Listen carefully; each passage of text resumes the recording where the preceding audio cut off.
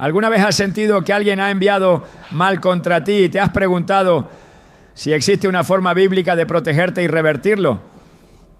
En Proverbios 26:2 leemos: como gorrión en su vagar y como golondrina en su vuelo, así la maldición no viene sin causa. Esta escritura revela un principio espiritual profundo.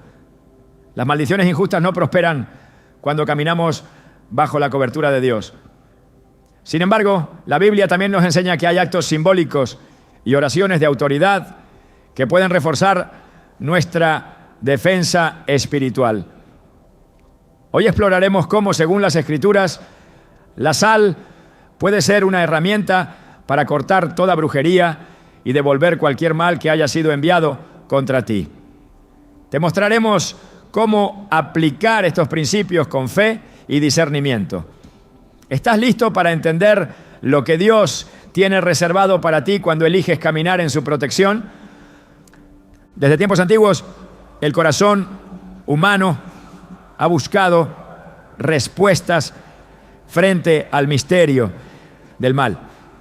Hay momentos en los que sin razón aparente todo empieza a salir mal.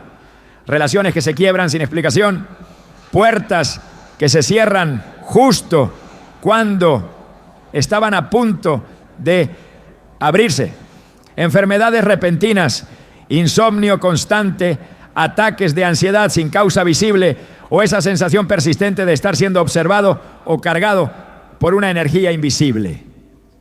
Muchos creen que se trata de simples coincidencias o periodos de mala suerte.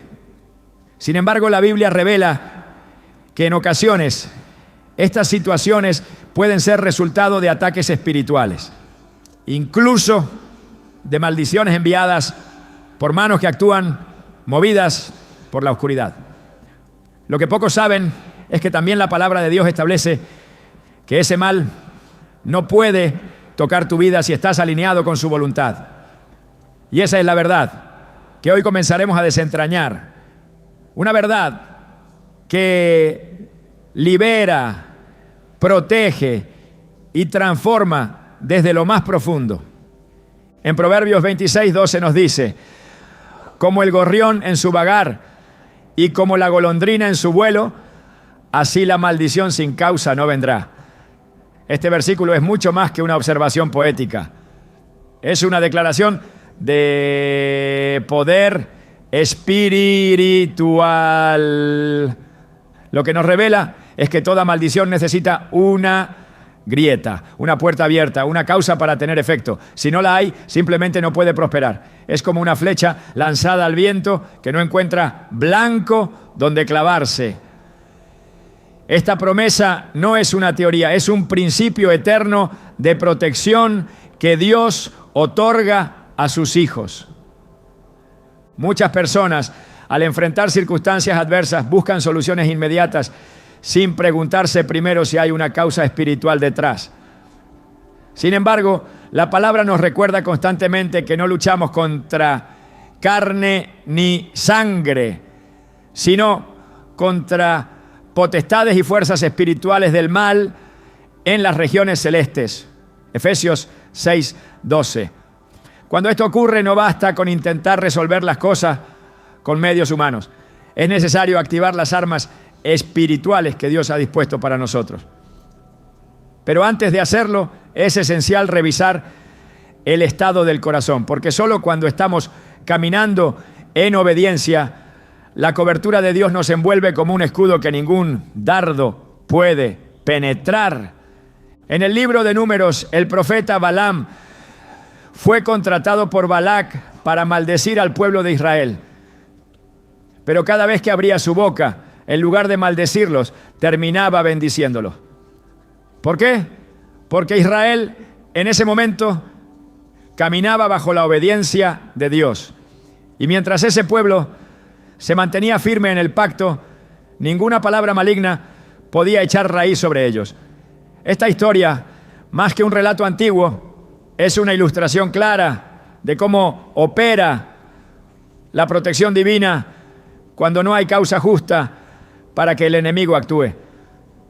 Cuando vivimos dentro de la voluntad de Dios Incluso las palabras destinadas a destruirnos se transforman en bendiciones inesperadas. Pero ¿qué ocurre cuando sí hay una causa? ¿Qué pasa cuando sin darnos cuenta hemos abierto una puerta, una rendija en nuestra vida espiritual que ha permitido la entrada del mal? La Escritura nos da ejemplos claros de esto. En el libro de Josué, Acán tomó del anatema y escondió el botín prohibido.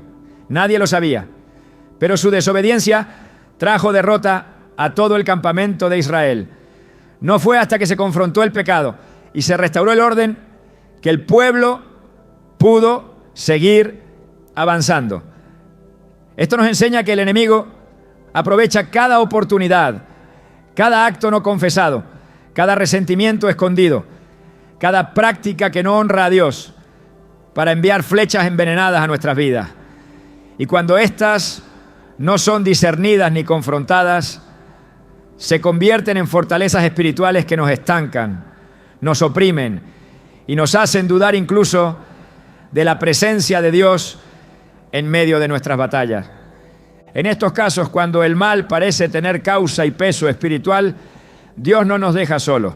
Al contrario, en su misericordia nos llama al arrepentimiento, a la restauración y a la limpieza profunda. El Salmo 91 promete: caerán a tu lado 1000 y 10.000 a tu diestra, mas a ti no llegará. Este salmo, tantas veces repetido como amuleto, cobra sentido cuando comprendemos que la verdadera inmunidad espiritual no viene de recitar palabras vacías, sino de vivir bajo la sombra del Altísimo, en obediencia y consagración. El que habita al abrigo de Dios no solo es protegido, sino que se convierte en territorio sagrado, inaccesible para el enemigo. Es en este contexto donde muchas personas han buscado actos simbólicos para declarar su fe y su determinación de cortar con toda obra de oscuridad. Uno de esos actos que abordaremos más adelante con base bíblica es el uso de la sal como símbolo de purificación y de pacto, incluso llegando a realizar acciones proféticas como congelar esa sal, no como superstición, sino como una representación espiritual visible de una realidad invisible, detener y desactivar el mal. Pero antes de llegar a ese punto, es necesario dejar claro que ningún acto externo tiene poder si no va acompañado de una vida rendida a Dios. De lo contrario, caemos en el error de querer combatir al enemigo con herramientas vacías, como los hijos de Seba en el libro de los Hechos, que intentaron expulsar demonios sin tener una verdadera relación con Jesucristo y terminaron siendo vencidos y humillados. Lo que el Señor nos muestra una y otra vez en su palabra es que la raíz de todo poder espiritual no está en lo visible, sino en la obediencia del corazón. Cuando hay integridad, cuando hay limpieza, cuando hay humillación delante de Dios, el enemigo no puede operar. Esto no significa que no vendrán ataques. De hecho, cuanto más cerca estás de tu propósito, más intensa es la oposición. Pero hay una gran diferencia entre ser atacado y ser destruido. Job fue atacado, pero nunca fue abandonado. José fue traicionado, pero su propósito nunca fue anulado. Daniel fue echado en un foso, pero su integridad hizo que Dios cerrara la boca de los leones. Y en este punto es importante mencionar algo que muchas veces se ignora. No todo lo que ocurre en lo natural tiene una explicación natural. Existen personas que, movidas por envidia, odio, resentimiento o por prácticas de ocultismo, buscan afectar la vida de otro. Esto puede ir desde la palabra malintencionada hasta rituales de brujería, realizados con el fin específico de destruir, enfermar o confundir. Y aunque para muchos esto suena exagerado, la Biblia no lo niega. Deuteronomio 18, 10 a 12 condena explícitamente toda forma de hechicería, adivinación y consulta de muertos. Dios No lo condena solo por ser pecado, sino porque sabe que estas prácticas abren portales espirituales peligrosos que desatan consecuencias reales. Ahora bien, ¿qué ocurre cuando alguien ha lanzado una maldición o hecho un trabajo de brujería contra un hijo de Dios? La respuesta dependerá de dos factores: la condición espiritual del creyente y su posición de autoridad en Cristo. Si la persona vive en pecado, con puertas abiertas, será vulnerable y el enemigo podrá operar con más libertad. Pero si esa persona camina en santidad, esa obra de oscuridad no prosperará. Puede intentar tocar, puede causar perturbación temporal, pero jamás destruirá lo que está bajo el sello del Espíritu Santo. Por eso es tan crucial discernir y hacer un examen del alma. Cuando hay ataques persistentes, cuando hay señales espirituales que indican opresión, la solución no es correr al miedo ni buscar soluciones desesperadas, sino volver a Dios con sinceridad. Confesar, arrepentirse, perdonar, cerrar puertas, renunciar a lo oculto y declarar con autoridad que toda obra del enemigo es cancelada en el nombre de Jesús. Porque la cruz no solo nos limpió del pecado, sino que también desarmó a los principados y potestades, exhibiéndolos públicamente. Colosenses 2:15. Es ahí y solo ahí donde acciones simbólicas como el uso de la sal pueden tener sentido, no como superstición, sino como un acto de fe que representa lo que ya ha sido decretado en el cielo. El creyente no actúa desde el miedo, sino desde la victoria. Y es esa actitud, esa identidad de redimido, la que hace que el enemigo tiemble. Cuando te sabes cubierto, lavado, sellado y llamado por Dios, no hay trabajo de brujería que pueda tocarte. Las palabras caen al suelo. Los conjuros se disuelven. El mal se revierte y regresa a su punto de origen, porque no encontró espacio donde anclarse. Por eso, antes de hablar de congelar la sal, antes de mostrar cómo orar o cómo actuar en lo físico, es necesario que esta verdad quede escrita en el corazón. Si estás en Cristo, eres una nueva criatura y lo viejo ha pasado. Las cadenas se rompieron. Las maldiciones generacionales fueron cortadas.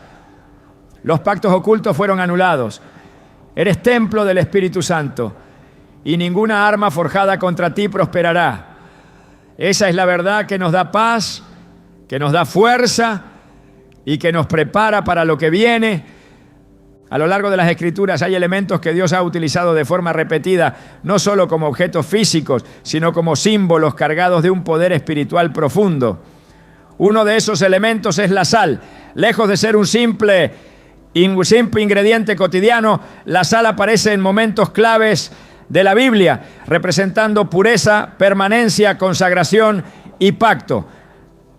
Comprender su significado no es un ejercicio de curiosidad teológica, sino una llave que abre el entendimiento espiritual de por qué Dios permitió que lo natural reflejara lo celestial. Y es desde esa perspectiva que podemos comenzar a ver cómo algo tan sencillo puede convertirse en una herramienta de fe legítima cuando está respaldada por la palabra.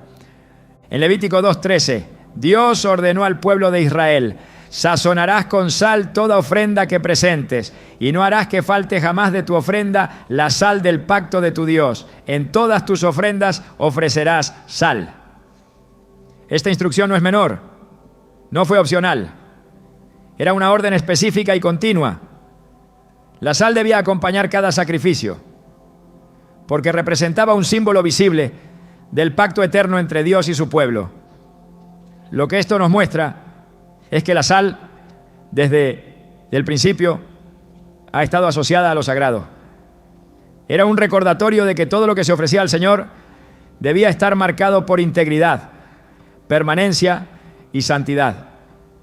No era solo para dar sabor, era para preservar la pureza del acto mismo de adoración. Jesús mismo, durante su ministerio, empleó la sal para ilustrar principios espirituales fundamentales. En Marcos 9:50 declaró: buena es la sal, pero si la sal se vuelve insípida, ¿con qué la sazonaréis? tened sal en vosotros mismos y tened paz los unos con los otros. Aquí no solo reafirma el valor intrínseco de la sal, sino que la conecta directamente con el carácter del creyente. Tener sal en uno mismo es tener identidad, esencia, firmeza y una influencia purificadora. En otras palabras, la sal representa lo que permanece, lo que no se corrompe, lo que preserva lo que está a punto de descomponerse. Esta imagen no es casualidad. En el mundo antiguo la sal se utilizaba precisamente para evitar la corrupción de los alimentos.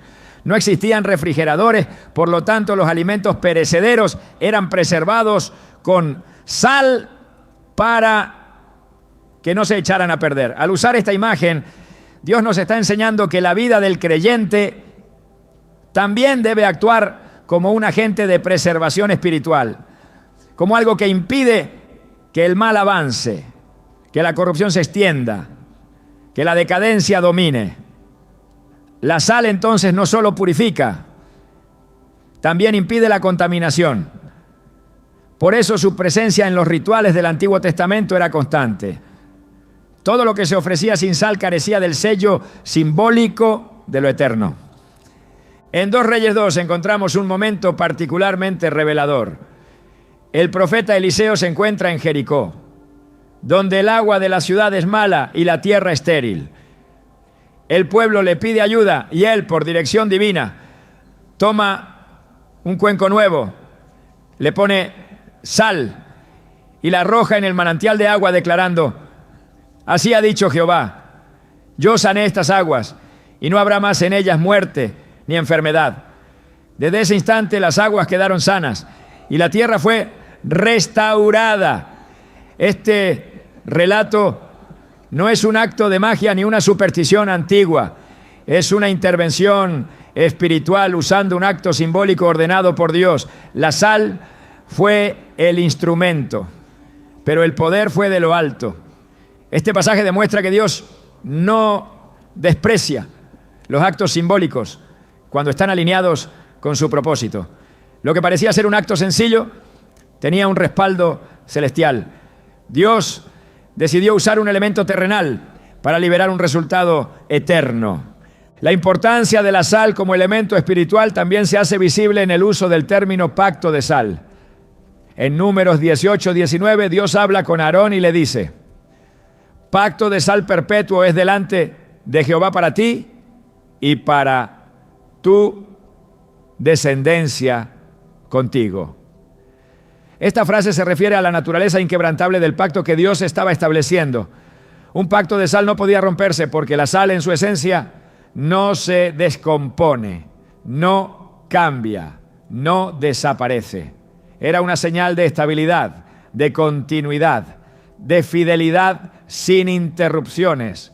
Esto nos lleva a comprender que cuando Dios permite el uso de la sal en contextos espirituales no es algo trivial, es un recordatorio de que lo que está siendo sellado tiene una dimensión eterna. Jesús también refuerza esta enseñanza al llamar a sus discípulos la sal de la tierra en Mateo 5:13. No los comparó con oro, ni con incienso, ni con perlas, los comparó con sal. Y eso es porque la sal, siendo aparentemente simple, posee una fuerza que trasciende lo visible, da sabor, transforma, limpia y preserva. En la vida espiritual, estas son cualidades esenciales. El creyente está llamado a ser una influencia transformadora en medio de la corrupción del mundo, a preservar los principios del reino, a rechazar la contaminación del pecado. Ser sal no es una metáfora decorativa, es una misión. Y cuando entendemos esto, podemos empezar a ver cómo Dios puede usar incluso elementos naturales como herramientas proféticas. El problema surge cuando se desvirtúa este simbolismo y se transforma en superstición. La sal no tiene poder en sí misma, no es un talismán, no sana, no protege, no libera por sí sola. Su valor reside en lo que representa, no en su composición química. La Escritura es clara en rechazar toda forma de idolatría, incluso la más sutil.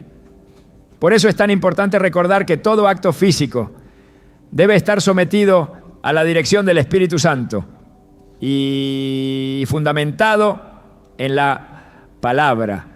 Cuando se hace desde una posición de fe genuina, obediencia y revelación bíblica, entonces el símbolo se convierte en una declaración espiritual legítima, no por el objeto, sino por la autoridad que se ejerce desde una vida alineada con Dios. Volver a estos principios es esencial para comprender por qué muchos creyentes han sentido dirección de utilizar la sal como parte de un acto de guerra espiritual. No como una fórmula repetitiva, sino como una manifestación externa de lo que ya está establecido en lo invisible. La sal representa pacto, pureza y preservación. Usarla con entendimiento puede ser un recordatorio profético del compromiso inquebrantable con Dios. Un acto que declare con firmeza que todo lo que se ha contaminado será purificado, que todo lo que ha sido atacado será restaurado y que todo lo que ha sido dañado será preservado por la presencia divina. Este uso simbólico no es aislado. La Biblia está llena de momentos en los que Dios utiliza elementos físicos para representar realidades espirituales. Moisés alzó su vara sobre el Mar Rojo. El pueblo de Israel comió pan sin levadura como señal de pureza. El aceite fue derramado sobre reyes y profetas como señal de unción. La sangre del cordero fue colocada en los dinteles para marcar los hogares del pueblo escogido. Ninguno de estos elementos tenía poder intrínseco. Su efectividad venía del acto de fe obediente que los acompañaba. Lo mismo ocurre con la sal. Comprender el trasfondo espiritual de la sal no solo nos educa, sino que nos prepara para utilizarla correctamente. Cuando se consagra, cuando se ora sobre ella, cuando se coloca como símbolo de purificación, se está declarando que ese espacio, esa vida, esa situación está bajo el pacto perpetuo de Dios. Es un acto que debe ir acompañado de oración ferviente, de proclamación de la palabra, de arrepentimiento sincero y de compromiso renovado con la santidad.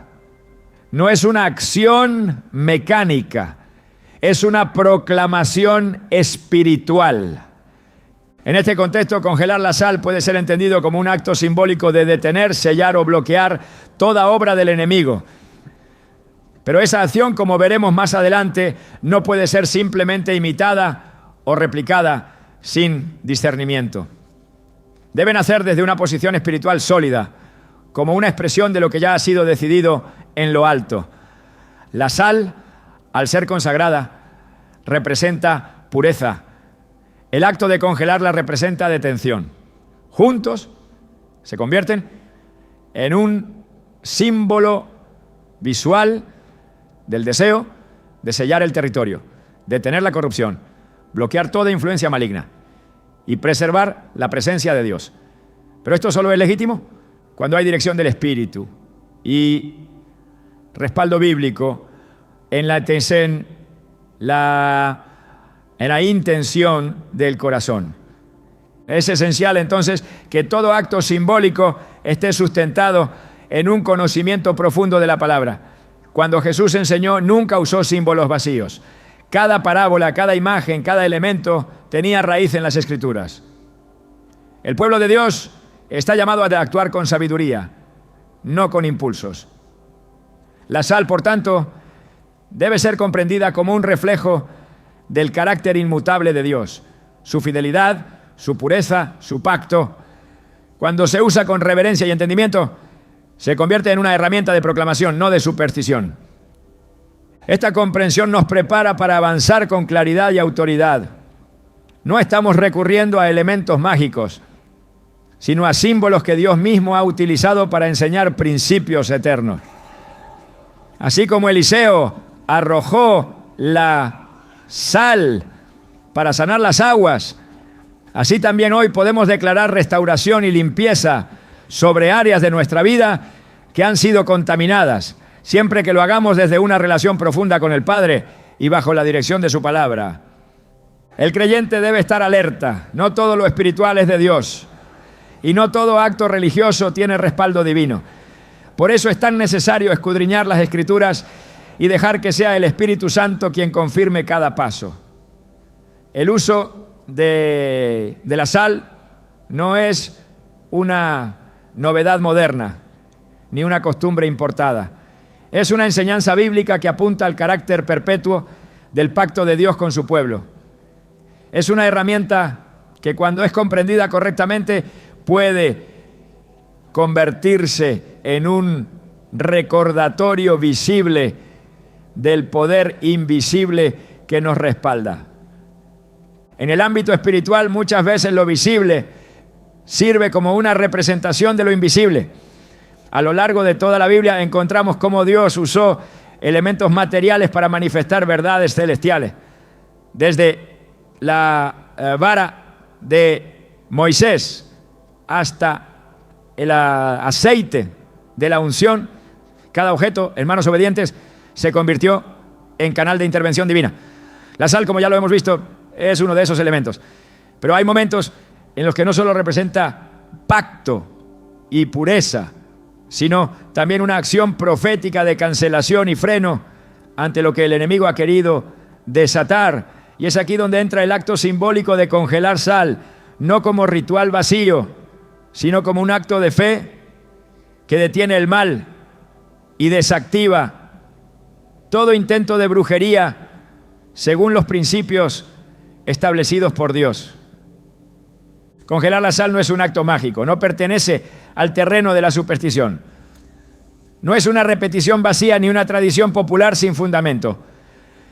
Es una expresión externa que, cuando está respaldada por una vida consagrada, por oración y por la palabra, se convierte en una declaración contra todo poder de las tinieblas.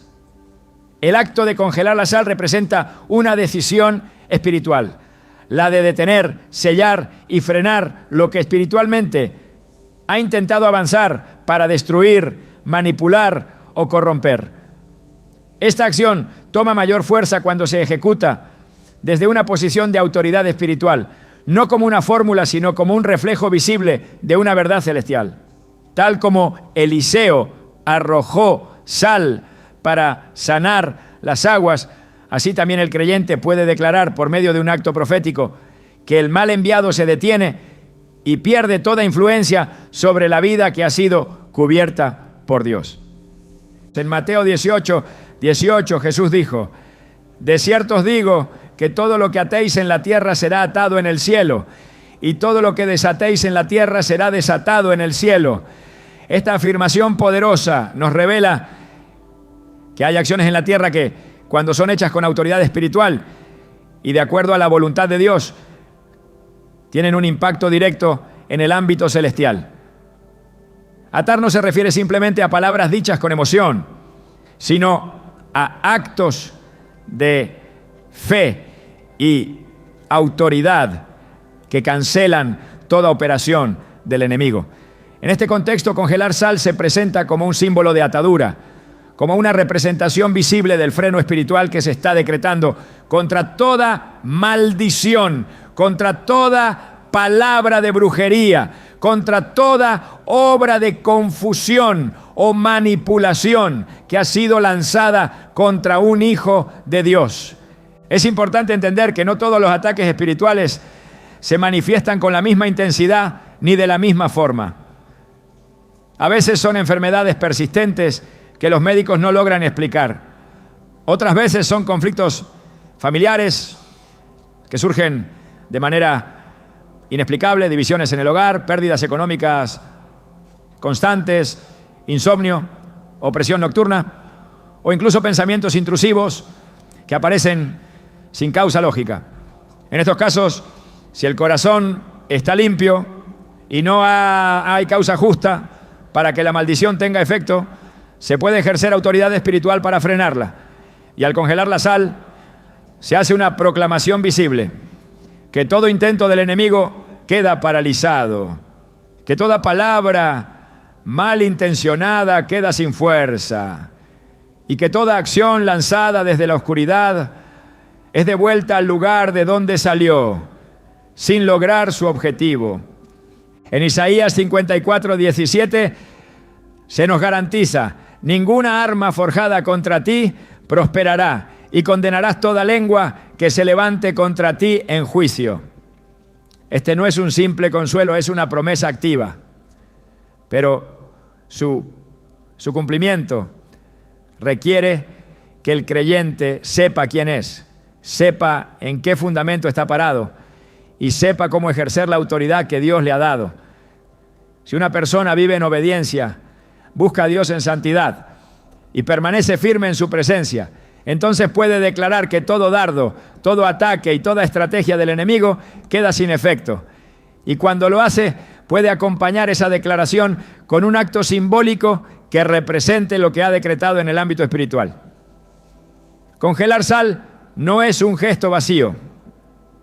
Es una manera de visibilizar que se ha decretado el fin del avance del mal, que se ha paralizado toda fuerza enviada desde el ocultismo y que el fuego extraño no tiene más poder sobre la vida que ha sido marcada por la sangre del Cordero. El acto de congelar sal debe ser comprendido como una acción que apunta a lo invisible. La sal como símbolo de pacto es consagrada en oración y luego se coloca en el congelador, no como una superstición, sino como una forma de declarar que todo lo que ha sido enviado en la oscuridad queda inmovilizado. No se trata de un rito repetido sin sentido, sino de un acto de fe en el que el creyente se levanta en oración y proclama con autoridad que no permitirá que las tinieblas sigan avanzando en su vida, en su casa, en sus finanzas, en su salud, ni en su propósito. Es una manera visual de decir: hasta aquí llegó la obra del enemigo, porque ahora camino bajo la luz del Altísimo. Este tipo de actos que cuando se hacen con discernimiento y fundamento bíblico, despiertan una fe activa. No es la sal la que produce el milagro, es la fe con la que se ora, es la palabra que se proclama, es el nombre de Jesús que se exalta. Congelar la sal no sustituye la oración, no reemplaza la búsqueda de santidad, no elimina la necesidad de obedecer, pero se convierte en un reflejo visible de una decisión espiritual clara. Frenar el mal, cerrar puertas, cancelar pactos oscuros y alinear toda la vida al propósito divino. Y cuando esto se hace con convicción, el enemigo no puede resistir, porque no teme al acto físico, sino a la fe que hay detrás. En muchos pasajes bíblicos, Dios actuó a través de señales físicas, no porque necesitara esos elementos, sino porque sabía que el corazón humano muchas veces necesita ver lo que ha declarado con la boca. Cuando el pueblo de Israel caminaba alrededor de Jericó, no fue el grito lo que tumbó los muros, fue la obediencia. Pero el acto visible fue parte de la victoria. Cuando Moisés tocó el mar con su vara, no fue la vara la que abrió las aguas, fue el poder de Dios. Pero ese gesto activó la intervención divina. Cuando Naamán se sumergió 7 veces en el Jordán, no fue el agua la que sanó su piel, fue la obediencia al mandato profético. Así también, congelar sal, cuando se hace en obediencia y oración, no tiene poder por el hielo, sino por el decreto de fe que lo acompaña. Es un acto simbólico que dice: aquí se detiene el ciclo, aquí se corta el ataque, aquí termina la obra del enemigo. Congelar algo en lo físico es inmovilizarlo, es declarar que no avanzará, que no se moverá más, que ha quedado detenido. Y eso es precisamente lo que se busca en el plano espiritual, cuando se enfrenta a una obra de brujería o maldición.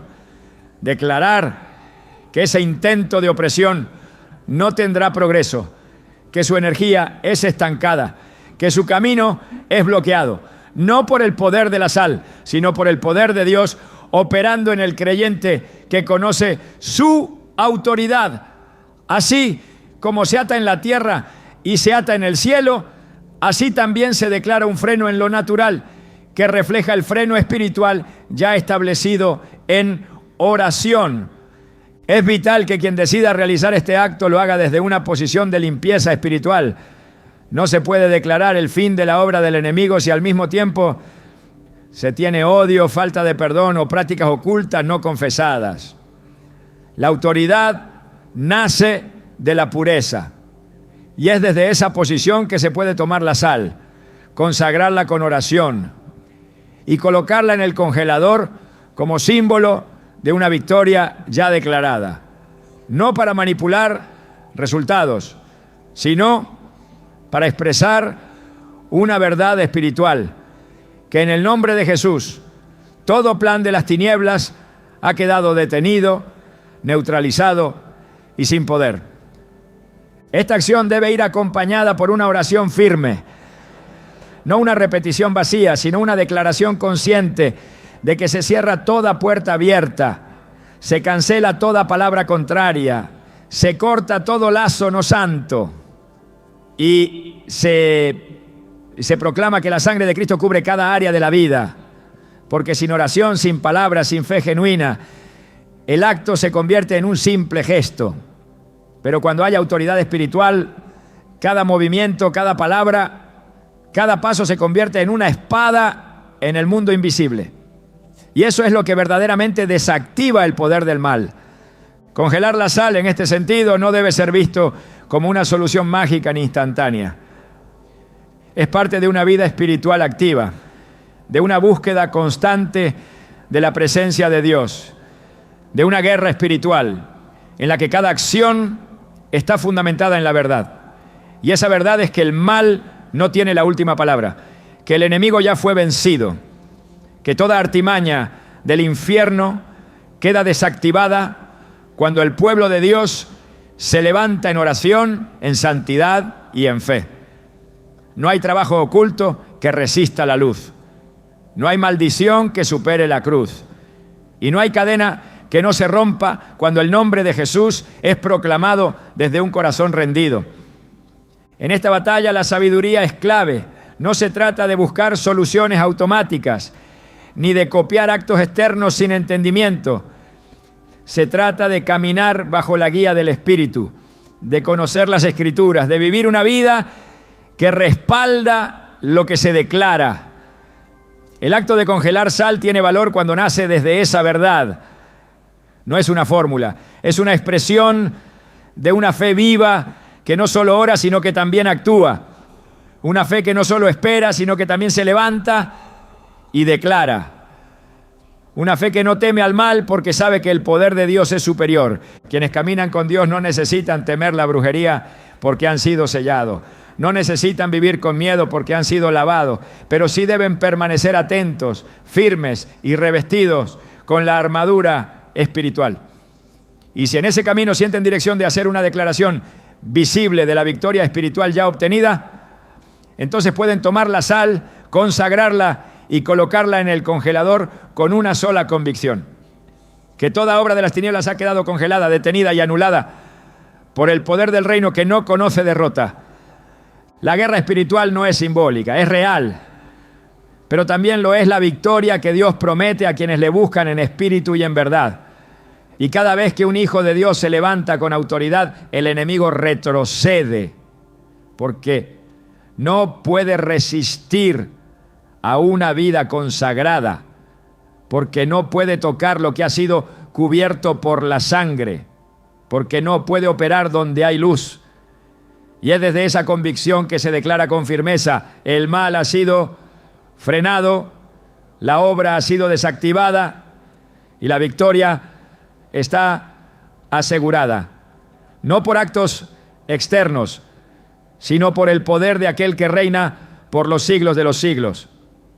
En el corazón del Evangelio hay una verdad que no puede ser ignorada por ningún creyente que desea caminar en victoria.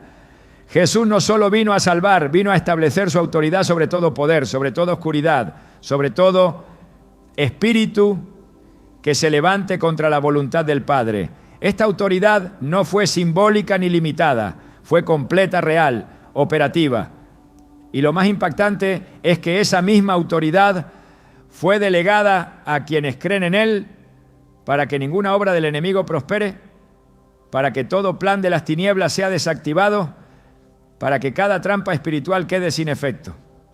Jesús lo dijo con claridad en Lucas 10:19. He aquí os doy potestad de hollar serpientes y escorpiones y sobre toda fuerza del enemigo, y nada os dañará.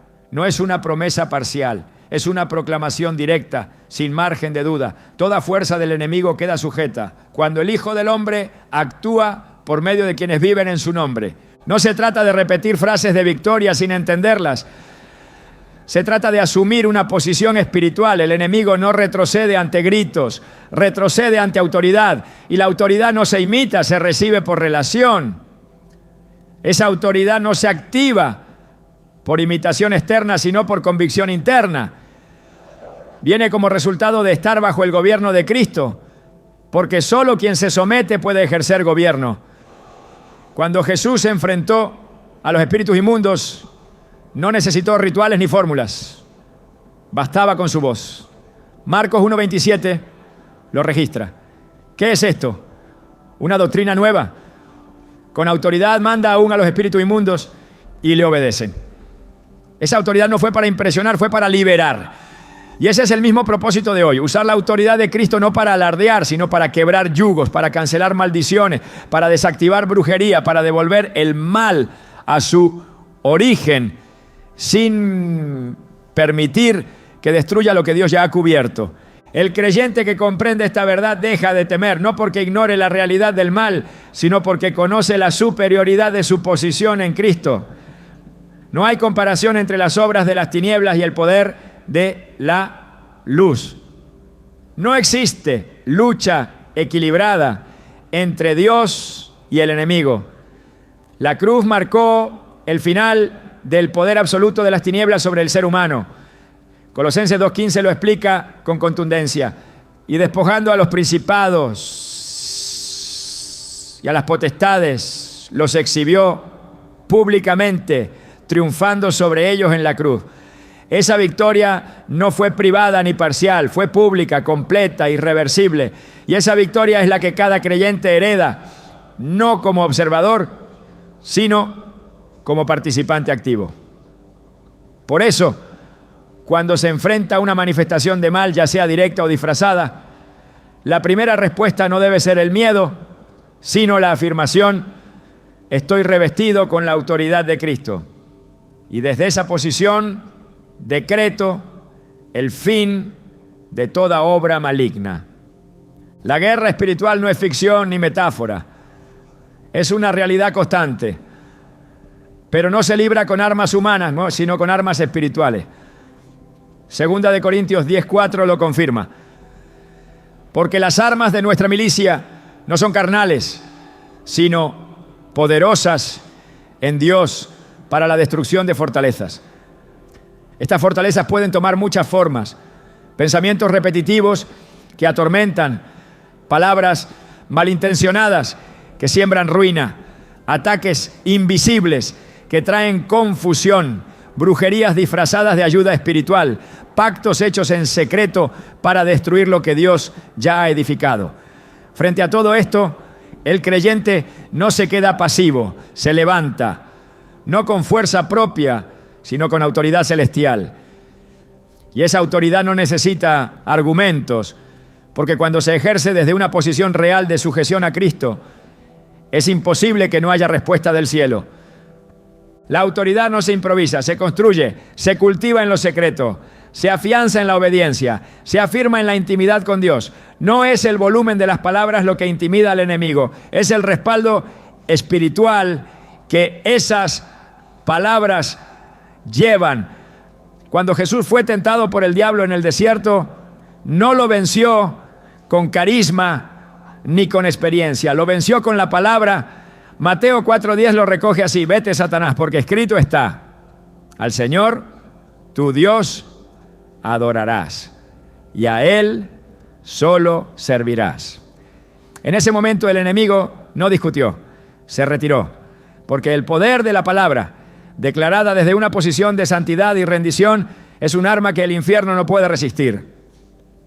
Así también, hoy, el creyente que camina en obediencia tiene acceso a esa misma espada espiritual que corta toda atadura, que silencia toda voz contraria, que deshace todo velo de oscuridad. Hablar de autoridad no es una invitación a actuar con ligereza, no es una licencia para enfrentar lo espiritual desde la carne. El libro de los Hechos nos muestra una advertencia clara en el capítulo 19. Cuando los hijos de Seba intentaron reprender demonios usando el nombre de Jesús sin conocerlo realmente. El resultado fue desastroso, porque no basta con conocer el nombre, hay que estar en relación con él. Solo quien ha sido revestido de lo alto puede ejercer autoridad sobre lo que opera desde lo profundo. Y esa autoridad no se negocia ni se delega por imitación, es personal, es intransferible, es espiritual. Esta autoridad, cuando se entiende y se aplica, se convierte en una muralla espiritual que ninguna brujería puede penetrar. El enemigo puede lanzar palabras, pensamientos, manipulaciones, pero si encuentra a un creyente firme en la verdad, todo se deshace en el aire. Como se nos dice en Efesios 6:11, vestíos de toda la armadura de Dios para que podáis estar firmes contra las acechanzas del diablo. No es una instrucción decorativa, es una necesidad espiritual. Estar vestido con la armadura implica tener la mente renovada, el corazón limpio, la fe activa, la palabra viva, la verdad abrazada. Y cuando esa armadura está completa, no hay brujería que pueda penetrar, no hay mal que pueda prosperar, no hay dardo que pueda hacer efecto. El creyente que se sabe revestido no reacciona, responde, no huye, se afirma, no se confunde, discierne, porque la autoridad espiritual produce claridad. Y esa claridad expone la mentira, corta la manipulación y revela el origen del ataque. Entonces, con la autoridad recibida no se clama desde el miedo, sino desde la posición de gobierno. Se habla, se reprende, se decreta, se proclama, porque cuando un hijo de Dios levanta su voz con fe, el cielo responde. Y cuando el cielo responde, la tierra se alinea y el infierno retrocede. Esa es la posición desde la cual se activa cualquier acto simbólico que Dios inspire. Como ya se explicó, congelar sal puede ser una representación profética de freno espiritual, pero su efectividad no viene del hielo, sino de la autoridad con la que se acompaña. Por eso es vital entender que toda acción visible debe ser resultado de una autoridad invisible. No es el acto lo que cambia la atmósfera, es la autoridad detrás de él. Y esa autoridad solo se sostiene con una vida rendida, con un corazón consagrado, con una mente alineada a la voluntad de Dios. A lo largo de los evangelios, Jesús nos enseñó cómo actuar ante el mal. Nunca justificó su presencia, nunca negoció con él, nunca retrocedió ante su manifestación. Lo enfrentó, lo reprendió y lo expulsó. Y luego dijo, como el Padre me envió, así también yo os envío. Juan 20:21. Es decir, con el mismo propósito, con la misma misión, con la misma autoridad. No se trata solo de resistir, se trata de avanzar, no solo de protegerse, sino de destruir las obras del diablo. Porque la autoridad delegada no es pasiva, es ofensiva. Está diseñada para establecer el reino donde antes hubo caos, para proclamar vida donde antes reinaba la muerte, para restaurar lo que fue dañado por las tinieblas. Cuando se enfrenta a brujería no se necesita miedo, se necesita revelación. Revelación de quién es Dios, revelación de quién eres en Él, revelación del poder de su sangre, revelación del respaldo de su nombre. Y desde ahí Se ejerce la autoridad, no con duda, sino con certeza, no con temor, sino con firmeza, porque la batalla ya fue ganada. Lo que se hace hoy es caminar en esa victoria, proclamándola, estableciéndola, afirmándola en cada rincón donde el enemigo ha intentado avanzar. El mal no se congela por actos humanos, se congela por decretos espirituales. Y esos decretos tienen poder solo cuando son pronunciados por labios que han sido purificados, por corazones que han sido lavados, por vidas que han sido rendidas. Esa es la clave, esa es la base. Desde ahí se deshace toda obra contraria. Desde ahí se cancela toda trampa. Desde ahí se activa la verdadera cobertura. Porque el que habita al abrigo del Altísimo no solo está seguro, está revestido de poder. Y ese poder no es simbólico, es real. Y esa autoridad no es frágil, es inquebrantable. Cuando un creyente se levanta con esta conciencia, no necesita temer a lo oculto, puede discernirlo, enfrentarlo, cancelarlo, porque ha sido revestido, porque ha sido enviado, porque ha sido preparado. Y entonces cada acto, cada palabra, cada gesto profético se convierte en una espada que desgarra lo que estaba escondido, que paraliza lo que se movía en secreto, que congela lo que pretendía avanzar sin permiso. Porque donde hay autoridad, hay victoria. Y donde hay victoria, no hay espacio para el temor, solo para la proclamación segura de que en Cristo toda obra de las tinieblas ha sido desactivada. Y lo que pretendía destruir ha sido reducido a nada. Porque mayor es el que está en ti que el que está en el mundo. En el camino de la fe, uno de los mayores desafíos que enfrenta el creyente no es solo la acción del enemigo, sino la sutileza con la que intenta disfrazar sus obras, desviando incluso las buenas intenciones hacia terrenos de confusión espiritual. Por eso, cuando se habla de guerra espiritual, es indispensable acudir a una palabra que aparece una y otra vez en las Escrituras: discernimiento. No todo lo que parece espiritual proviene de Dios. No todo lo que se presenta como solución tiene respaldo bíblico.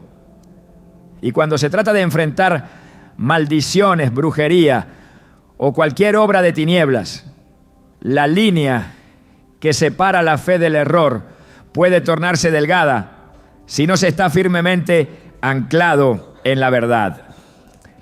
El libro de Hebreos enseña que el alimento sólido es para los que han alcanzado madurez, para los que por el uso tienen los sentidos ejercitados en el discernimiento del bien y del mal. Hebreos 5:14. Esta madurez no se alcanza con el tiempo, sino con profundidad en la palabra, con constancia en la oración, con comunión continua con el Espíritu Santo. Porque solo quien ha afinado su oído espiritual puede reconocer cuando algo, aunque aparentemente correcto, ya ha sido contaminado por el enemigo. El error muchas veces se viste de verdad. La brujería puede presentarse disfrazada de ayuda, de consejo, incluso de religiosidad. Y cuando se carece de discernimiento, es fácil caer en el engaño. Por eso el uso de símbolos espirituales como la sal debe estar firmemente alineado con el conocimiento bíblico y con la guía del Espíritu. No es lo externo lo que garantiza la eficacia, sino la intención del corazón y el fundamento sobre el cual se actúa. Si una persona toma la sal con temor, con superstición, con ideas heredadas de prácticas ocultas, no solo está anulando su fe, sino que está abriendo una puerta a confusión espiritual. El poder no está en el objeto, está en la autoridad con la que se actúa.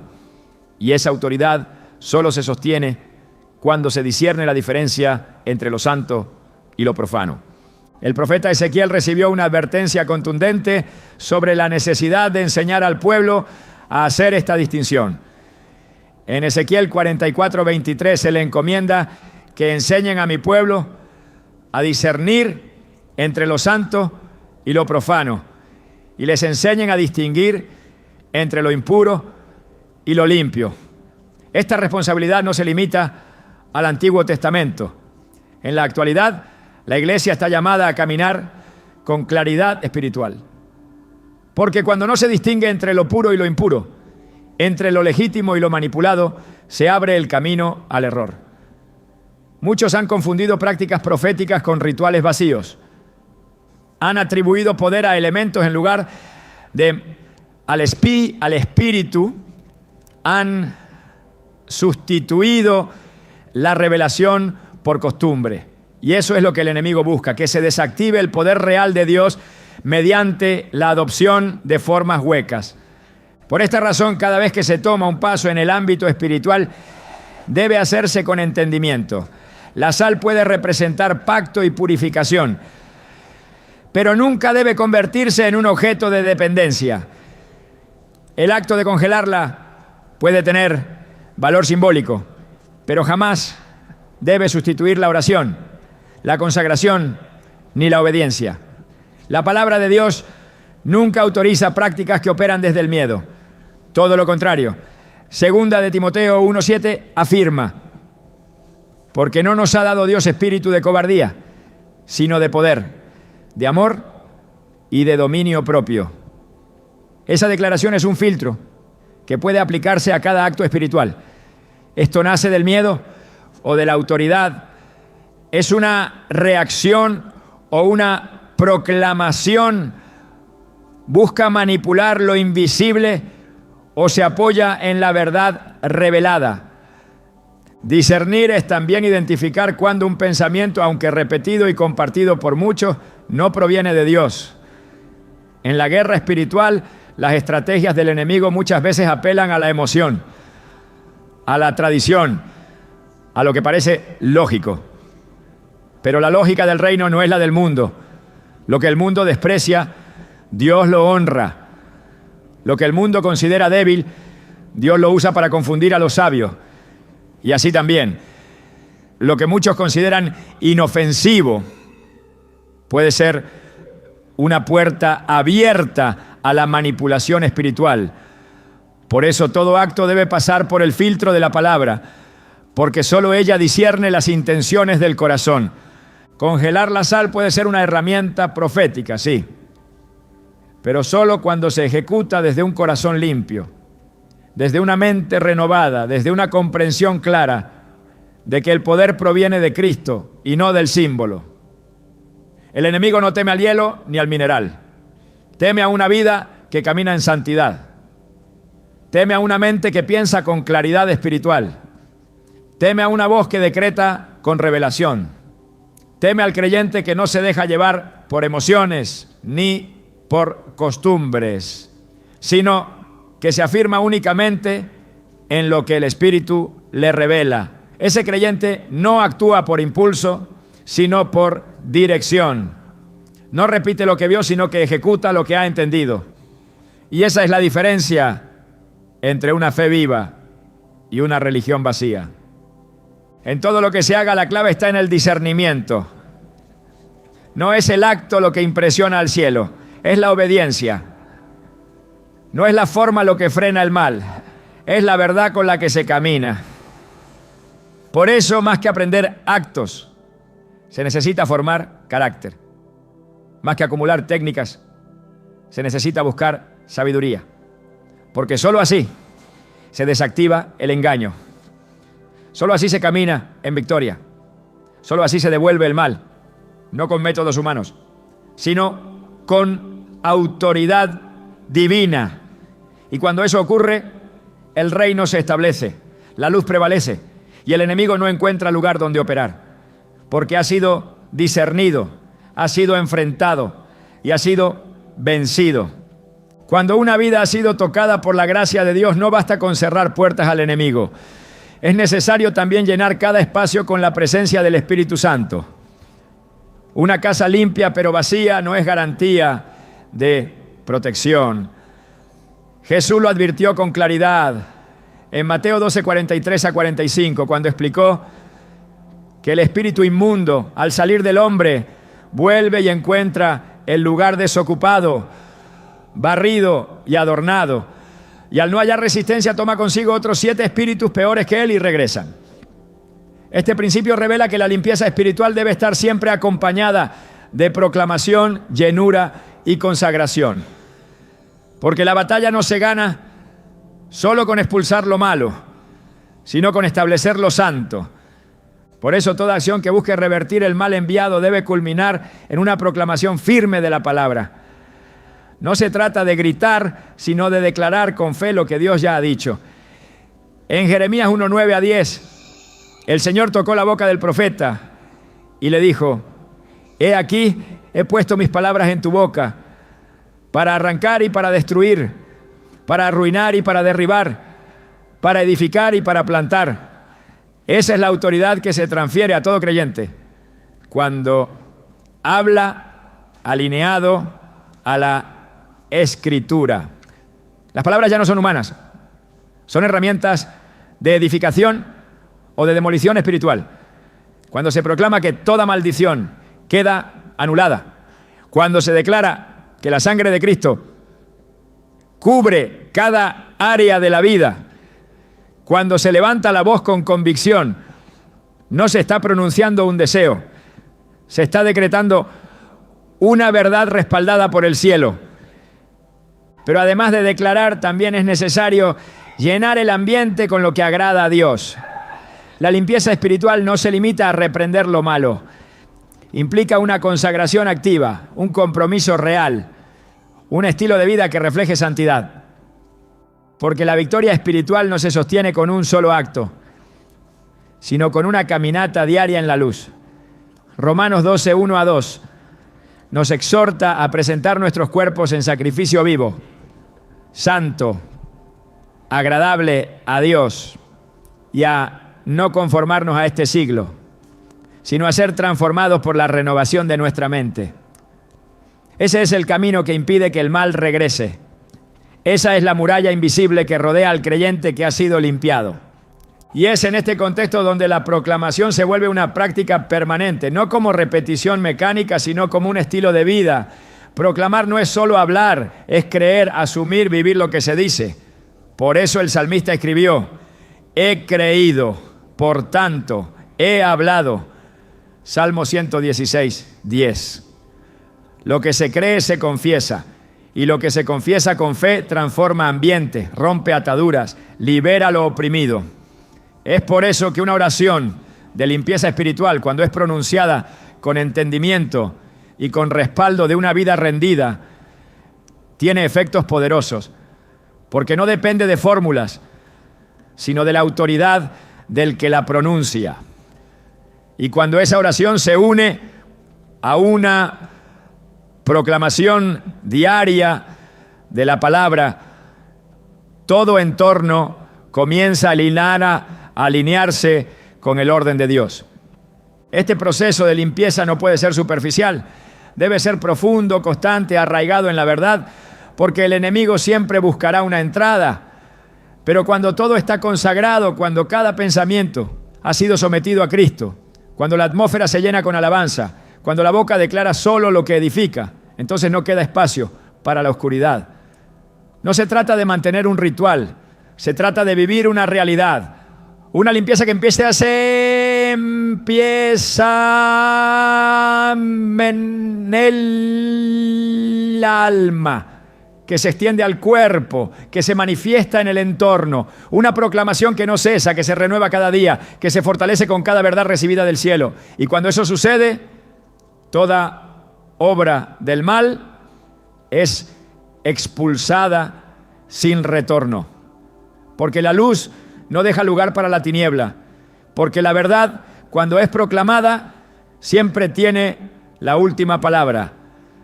Cuando se enfrenta el mal con herramientas espirituales que están firmemente arraigadas en la palabra, el creyente no solo detiene la acción del enemigo, transforma el terreno mismo donde antes operaban las tinieblas. Y ese es el verdadero poder de actuar en la dimensión del reino. Congelar sal, más que un símbolo de detención, se convierte en una declaración visual de que todo intento de caos ha sido cancelado. Pero también en en una proclamación silenciosa de que algo nuevo está por surgir en ese lugar. No basta con anular el mal, también es necesario marcar territorio para lo eterno. Lo que antes estaba bajo la influencia de oscuridad, ahora se convierte en altar. Lo que fue escenario de batalla se transforma en campo fértil para el propósito. Porque el acto espiritual bien direccionado no solo frena lo maligno, también convoca lo divino. Y esa es la dimensión que rompe la lógica de la religión y abre paso a una vida profética. La sal, al ser consagrada y colocada como señal, deja de ser un simple elemento. Se convierte en memorial, como las piedras que Josué colocó en el Jordán para recordar lo que Dios había hecho.